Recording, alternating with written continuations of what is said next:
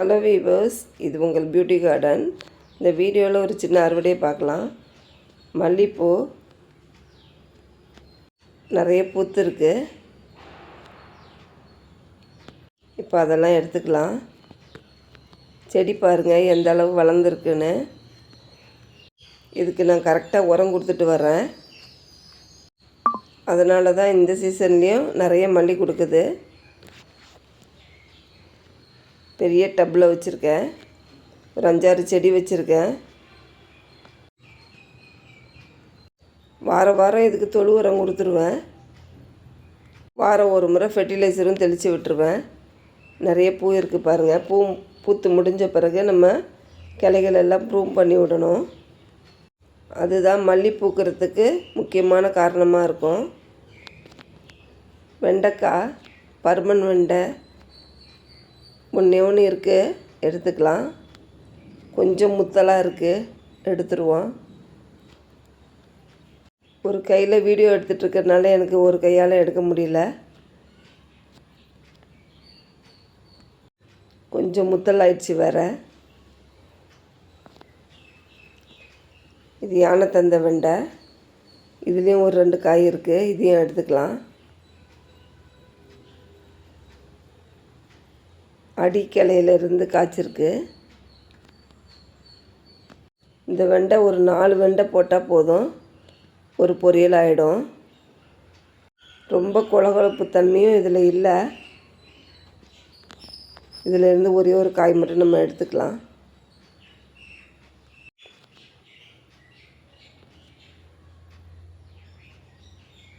கோவக்காய் நீளமாக இருக்குது, மலேசியன் கோவக்காய். ஒரு 6-7 காய் இருக்குது, இதையுமே நம்ம எடுத்துக்கலாம். நான் ஃபெர்டிலைசர்லாம் வாரத்துக்கு ஒரு முறை புதுசாக ரெடி பண்ணி தெளிப்பேன். அதனால் எல்லா சத்துமே செடிங்களுக்கு கிடைக்கிது. இந்த தடவை EM கரைசல் ஸ்ப்ரே பண்ணேன். நல்ல ரிசல்ட்டு பாருங்கள். லாங் பீன்ஸ் இதையும் எடுத்துக்கலாம்.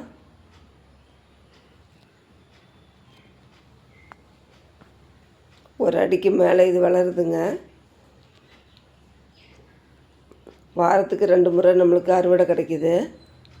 முக்கியமாக நம்ம மண்கலவையை கரெக்டாக ரெடி பண்ணிட்டேன்னா நல்லபடியான ரிசல்ட் கிடைக்கிது. அறுவடையும் நமக்கு நிறைய கிடைக்கிது. மண்கலவைன்னு பார்த்திங்கன்னா நம்ம வீட்டு பக்கத்தில் இருக்கிற மண்ணே போதுமானது. அது ஒரு பங்கு எடுத்துக்கணும். மாட்டு எரு ஒரு பங்கு எடுத்துக்கணும். காய்கறி செடிங்கிறதுனால கொக்கோபீட் யூஸ் பண்ணிக்கலாம், அது ஒரு பங்கு எடுத்துக்கணும். கொஞ்சம் வேப்ப முன்னாக்கு, உயிர் உரங்கள் இருந்தால் சேர்த்துக்கலாம். எல்லாத்தையும் மிக்ஸ் பண்ணி ஒரு பேக்கில் போட்டோன்னா 15 நாளைக்கு நம்ம ஏதாவது ஒரு கரைசல் அதில் ஊற்றிக்கிட்டே வரணும். First Epsom salt ஊற்றிடணும். 2 நாள் கழித்து ஒரு மீன் அமிலம் அது மாதிரி ஊற்றிக்கிட்டே வரலாம். 15 நாள் கழித்து நம்ம செடி எடுத்து வச்சோன்னா நல்லா செழிப்பாக வளரும். பாவக்காய் பாருங்கள், எடுத்துக்கலாம். பாவக்காவும் எடுத்துக்கலாம். இதில் ஒரு 4-5 பாவக்காய் இருக்குது. நீட்டப்பாகல், குட்டைப்பாகல் ரெண்டுமே இருக்குது.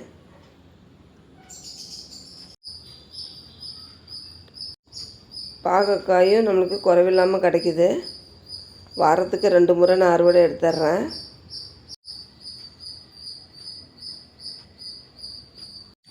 EM கரைசல் எப்படி செய்கிறதுங்கிறத நான் ஒரு வீடியோவாக போட்டிருக்கேன், செக் பண்ணி பாருங்கள். அது நல்ல ரிசல்ட்டு தருதுங்க. நீங்களும் ட்ரை பண்ணுங்கள். கொத்தவரங்காய் 2 செடி தான், நிறைய காய் கொடுத்துருது. நம்மளுக்கு போதுங்கிற அளவுக்கு நம்மளுக்கு காய் கொடுத்துருது. 2 செடியில் எவ்வளோ காய் இருக்குது பாருங்கள்.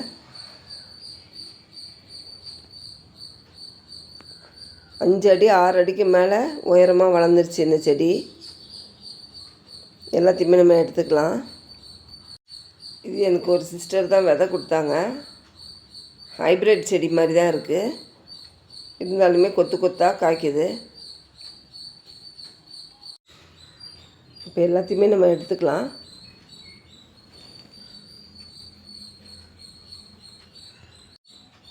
இருபது லிட்டர் வாட்டர் கேனில் தான் நான் வச்சுருக்கேன். 2 செடியுமே அதில் தான் வச்சுருக்கேன். கொஞ்சம் வாடிக்கிட்டு வருது இப்போ தான். திருப்பியும் புது விதை போட்டிருக்கிறேன். உயரமாக இருக்கிறதுனால பக்கத்தில் இருக்கிற பந்தலில் கட்டி வச்சுருக்கேன். 2 செடியிலையுமே எங்களுக்கு வாரத்துக்கு ஒரு கிலோ காய் கிடச்சிருது. ஒரு 3 தடவை நாங்கள் அறுவடை பண்ணிடுறோம். உச்சியிலலாம் இருக்குது.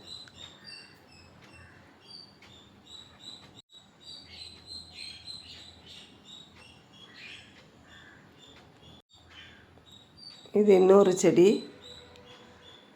இதில் உச்சியில் தான் காய் இருக்குது. கீழெல்லாம் கொஞ்சம் வாடிக்கிட்டு வந்துருச்சு. வாரம் வாரம் உரம் கொடுத்தா போதுங்க. வேறு எதுவுமே நம்ம அதுக்கு கொடுக்க வேண்டிய அவசியம் இல்லை. உரம் கொடுக்கும்போது மண்ணை நல்லா கிளறி விட்டு அதுக்கப்புறம் உரம் கொடுக்கணும். கொடுத்துட்டு திருப்பியும் மண்ணை நல்லா அணைச்சி விட்டுட்டு நம்ம தண்ணி ஊற்றிட்டோம். சின்ன கேன்லேயே நம்மளுக்கு இவ்வளோ காய் தருது. பெரிய பெரிய பேக்கில் வச்சா நிறைய காய் கொடுக்கும்.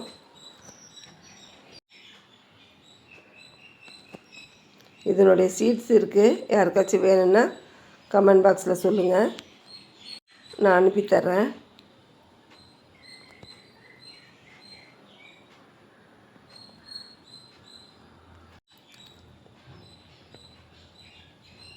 நீங்களே பாருங்கள் எவ்வளோ காய் இருக்குன்னு. இது செடி அவரை 3-4 செடி இருந்தது. காய்க்கவே இல்லைன்னு நான் எல்லாத்தையும் பிடுங்கி போட்டுட்டேன். ஒரு செடியிலே இப்போ நம்மளுக்கு நிறைய காய் இருக்குது. காஷ்மீர் சில்லி, இது கலருக்காக தான். காரம் அவ்வளோவா இல்லை. இது கொஞ்சம் எடுத்துக்கலாம்.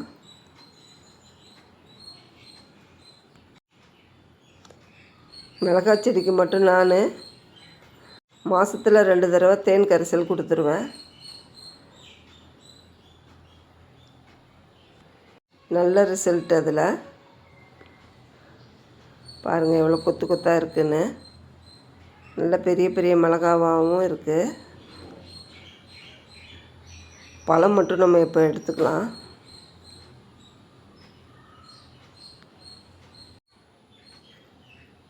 ஒரு செடி தான், அதுவே நம்மளுக்கு நிறைய காய் கொடுக்குது. அவ்வளோதாங்க இந்த வாரத்து அறுவடை. பாவக்காய், கொஞ்சம் கொத்தவரங்காய், மிளகா கொஞ்சம் பழுத்தது மட்டும்தான் நான் எடுத்தேன். லாங் பீன்ஸ் பாருங்கள் மடக்கி வச்சுருக்கேன். அவரைக்காவும் நிறைய இருக்குது. 2 வெண்டைக்காய்,